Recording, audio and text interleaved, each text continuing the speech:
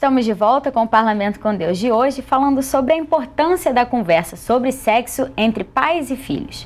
Marcos, no bloco anterior, a gente estava falando aqui sobre as consequências, né, dessa falta de diálogo entre os pais e os filhos, da falta de orientação, né, que não é só em relação à gravidez precoce, às doenças sexualmente transmissíveis, mas é para a vida da pessoa, talvez no relacionamento mais adiante, no casamento. Então, eu queria que você falasse um pouquinho mais sobre isso.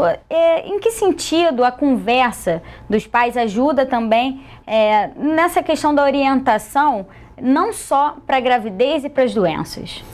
Olha, quando você conversa, você abre um caminho para que o outro pense. Então, na hora que você está conversando com seu filho, você está possibilitando que ele pense sobre um determinado assunto. Então, na hora que o adolescente tem informação sobre sexualidade, ele começa a ter escolhas, como eu falei, mais assertivas.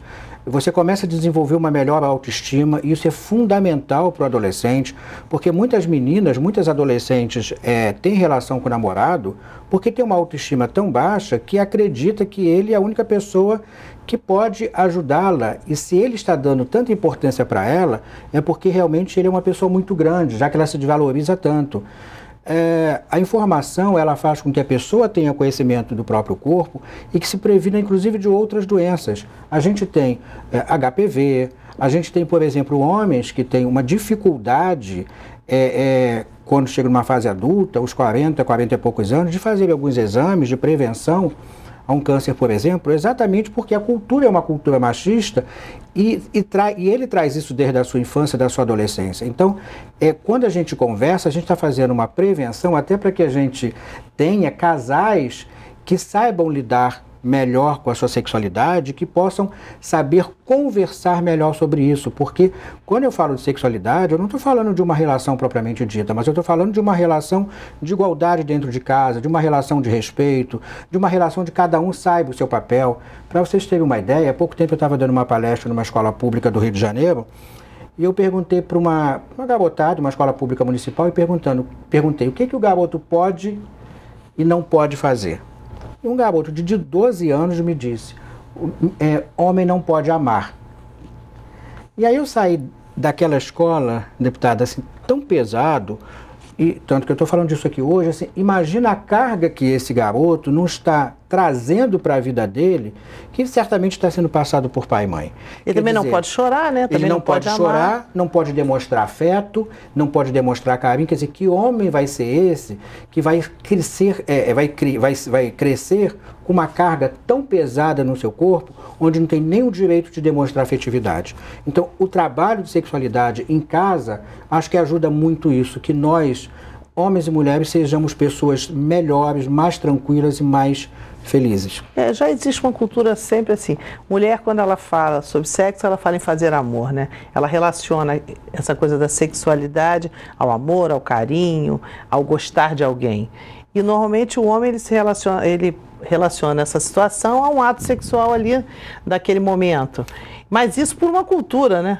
Por uma cultura. Por uma cultura. Porque, na verdade... deveria ser diferente. Todos os dois deveriam pensar da mesma forma. Eu queria pegar esse gancho, viu, Marcos? E queria também ouvir a tua experiência. Eu acho que, com a liberação da mulher, com os movimentos feministas e outros tantos, e que vieram esses movimentos em muito boa hora, porque eu acho que a mulher realmente tem posição de igualdade no cenário atual brasileiro. Mais mundial. ou menos. Né? Produz, eu acho que até em alguns momentos produz mais do que o homem, né? A mulher não tem mas ganha menos. Exatamente. Ganha menos. Nós temos uma luta aí pela frente. Ainda é tratada de maneira diferente. Mas algumas mulheres adotaram o pior do comportamento masculino para si, é verdade, imaginando que iam se equiparar aos homens, e se equipararam aos piores homens. Então, tem conduta do ponto de vista sexual feminino, principalmente em mulheres numa determinada faixa da meia-idade, que são surpreendentemente cafajestes, para usar uma expressão bem suave.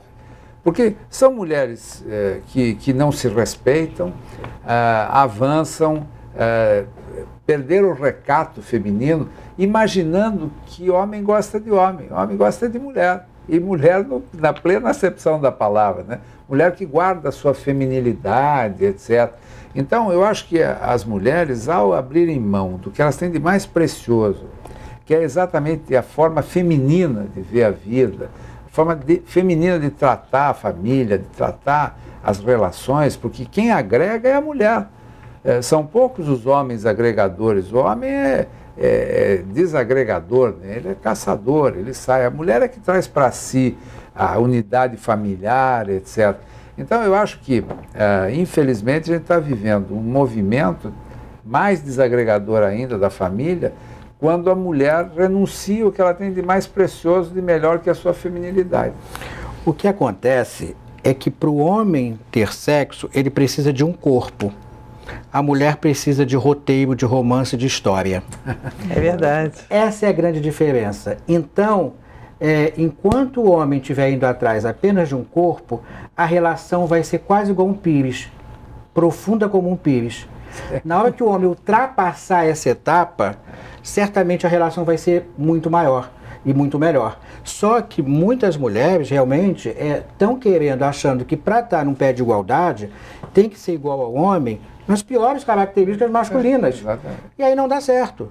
Então, na hora que as mulheres devem um passo à frente, o homem também, certamente o encontro vai ser um encontro. Eu acho que ambos temos muito a aprender, né? Quer dizer, as mulheres e os homens têm muito a aprender um com o outro. E eu acho isso que você estava falando. Cada um com a sua característica. Exatamente, da conversa para buscar o entendimento. O entendimento, se houver uma sexualidade sadia nesse casal, vai resultar num bom momento que vai superar todas as pressões e as tensões. Mas se nós formos lá na Bíblia, eu digo sempre que tudo no nosso manual existe. No manual de regra, de fé, de vida é a Bíblia, né? Então, se nós formos lá em 1 Coríntios, Paulo nos escreveu que o homem tem que respeitar a sua mulher, ser parceiro dela, mas que a mulher também tem que ser parceira dele. Quer dizer, não houve diferença nisso, não. Ele diz que ambos têm que se dedicar ao amor, ao carinho. Eles podem se separar um pouquinho para a oração, né, doutor Gevair? Sou que é um expert. Ele pode separar um pouquinho para orar, mas tem que voltar a estar juntos, serem parceiros, serem companheiros e dividir. E fala sempre sobre o ato sexual também, que é uma coisa que é boa, que é importante que os dois estejam juntos, que se aqueçam, que estejam juntos. E serão um só, né?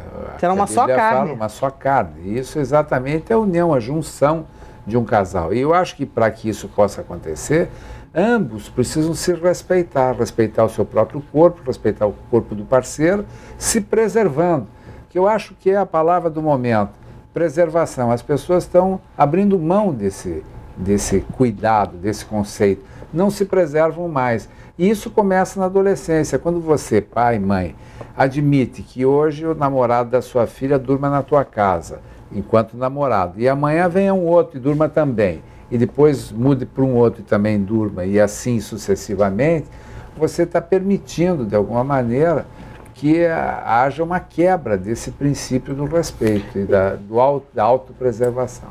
E aí, voltando a uma pergunta que você me fez, né, de dicas, né, exatamente o que o Luiz Fernando Gevair acabou de falar. A melhor forma de educar os filhos é pelo exemplo. Na hora que você tem esse respeito em casa, que vocês se respeitam, que é uma boa convivência, os filhos vão aprender pela própria relação de pai e mãe. Os valores são passados pelos pais, né? Exatamente. Pai e mãe são os melhores exemplos. E você só vai ser um adulto tranquilo, com relacionamento gostoso, com amor, com carinho, se você lá atrás, na infância, você foi educado, você teve princípios, se na adolescência você passou respeitando aquela menina, porque senão eles acham que, essa menina pode sair, com todas eles pode sair, com todas elas eles podem estar juntos, podem dormir, sem ter respeito, carinho, amor. Então essa palavra-chave, amor, eu acho que é a palavra que move o mundo. É verdade. É onde nós estamos nos perdendo, onde a sociedade se perde, no amor, porque o amor vai estar na família, vai estar na sociedade e vai fazer toda a diferença, né? E na hora que ele vê um pai, um homem dentro de casa, que não respeita a sua mulher, ou ao contrário, ele certamente vai reproduzir isso com suas namoradas e sua futura esposa. Acha que aquilo é natural, Acha que é natural. Que é assim mesmo. E uma mulher que sofre, por exemplo, uma violência doméstica, uma mulher que sofre dentro de um casamento, ela vai achar que aquilo é natural e vai acreditar no seu inconsciente que esse é o papel da mulher num casamento. Bom, gente, com essa mensagem aqui dos bons exemplos passados, a gente está encerrando o nosso programa. Deputada, queria que a senhora passasse para os nossos telespectadores, nossos contatos do Parlamento com Deus e da senhora também. tvcomdeus@alerj.gov.br. Todas as quartas-feiras no auditório da Alerj, você é nosso convidado. Venha participar do culto conosco. Bom, gente, muito obrigada, doutor Luiz Fernando, obrigada pela sua participação. Marcos, muito obrigada por ter vindo. Deputada, mais uma vez, obrigada pela sua presença. E se você quiser rever esse programa, basta acessar o nosso site, que é www.tvalerj.tv. TV Alerj, o canal do povo fluminense.